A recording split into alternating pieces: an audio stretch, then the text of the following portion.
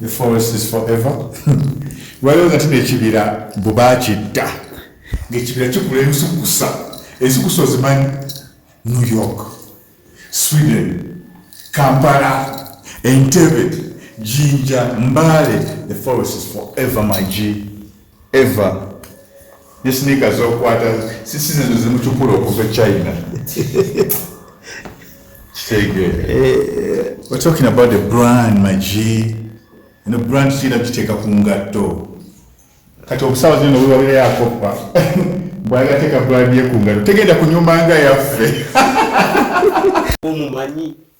Yes. Badenga mulaba. Simo bitingangako. Enga badenga mulaba ku gundi ku mawulire. Yeah. Ali ni skini obudde buno afuuse ekizibu mu ggwanga. Aba afuuse ensonga buli muntu amwogerako era n'amabegakaawo ndowooza abiraba muganda waffe bafuna mu butakkaanya ne Pallaso n'amukuba. Ebyavudde mu kumukuba ali ni skini yategese concert ku lunaku lwe lumu n'olwa Pallaso nga mwenda. Eyo lyeri ku Freedom City, eyo n'eri Lugogo. Nga gwaludde mu industry eno biifu muzikozi. Zisibadenga na beef. Nayo zirabye nga abayimbi bazikola. Zikyayamba. Nze kansooka enkimenyewo zisibirangako na beef. Zibadenga n'abantu bangi nnyo abannumba naye nga zisizaayo maanyi. Obadde zikontrolinga otya? Just kumanya nti waliwo bigger picture. Tukyalwanira buntu butono naye nga waliyo ate ebintu ebinene. Okukolagana kuwulizi kuba kusinga. Much as waliwo ebibeerawo, everybody has challenges. Buli muntu alina ebimusobako ne bitakwatagana. Nze mba ndaba omukwano ogwo gwa brotherhood. Era nawandika ne tweet ne ngamba naye nze mwembi mbaagala era tulaba ekikola ki ekigenda okututwala mu maaso. Okubanga saagala muntu yenna afiirwe out of this. Era ye message y'emu ebintu ebiri mu maaso binene. Ensi eno nnene. Ate niba tukubaganye twesonyiwagane. Okiraba.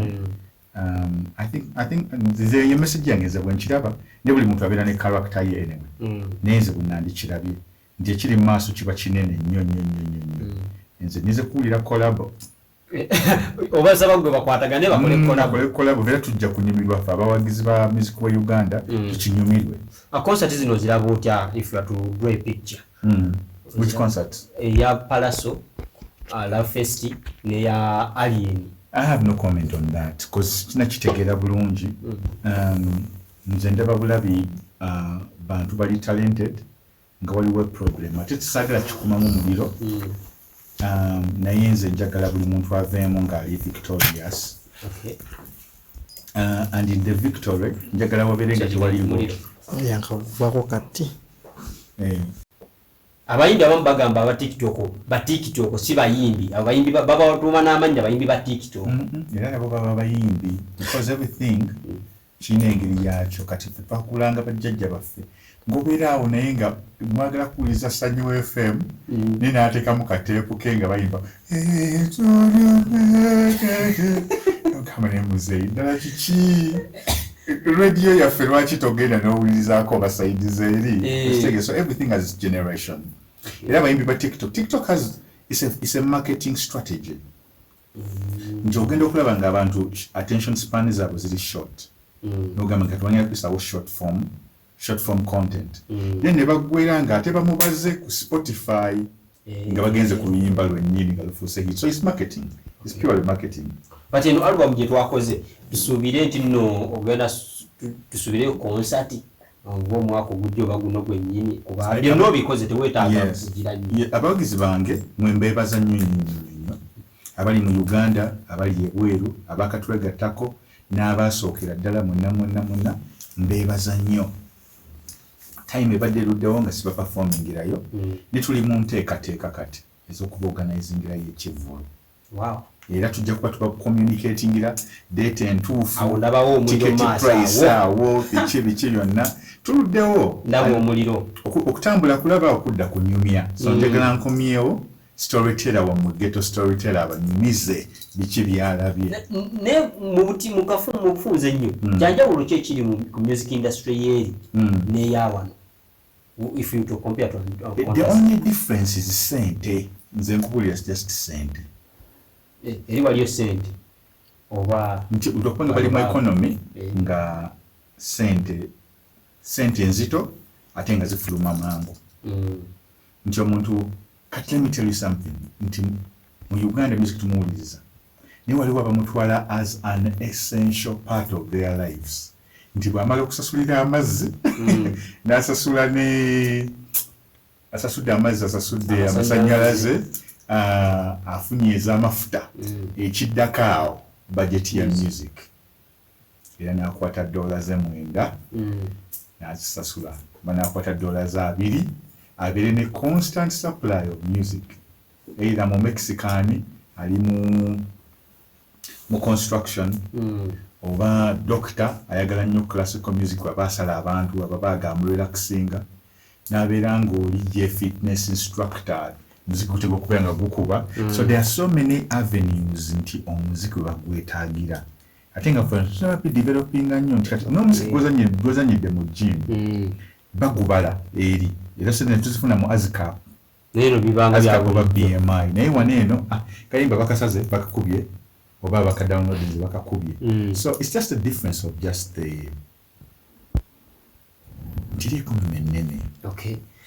Awo tolowooza nti ne talent abaana balina talent mu Uganda abayimbi batandise empozi n'ekirala ekitubonyaabonya waneeno management yaffe ekyali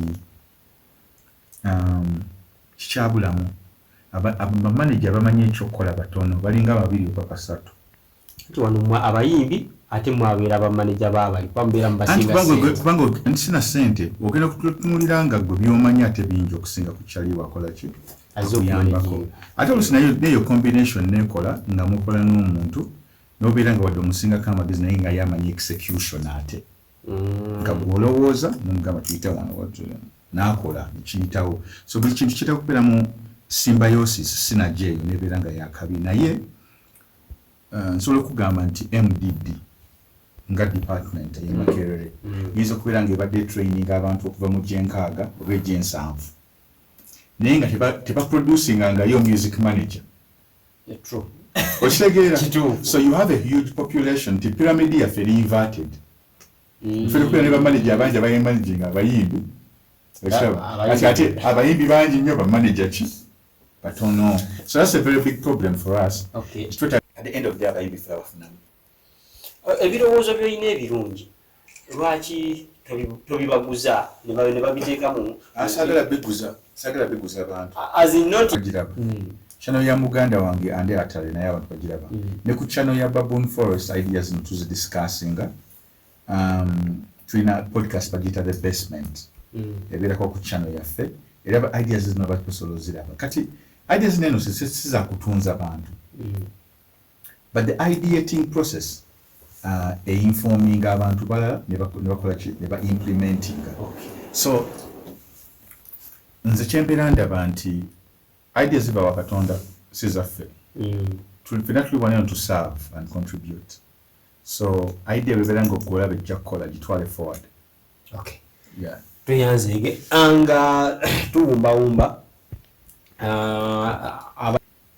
ekisooka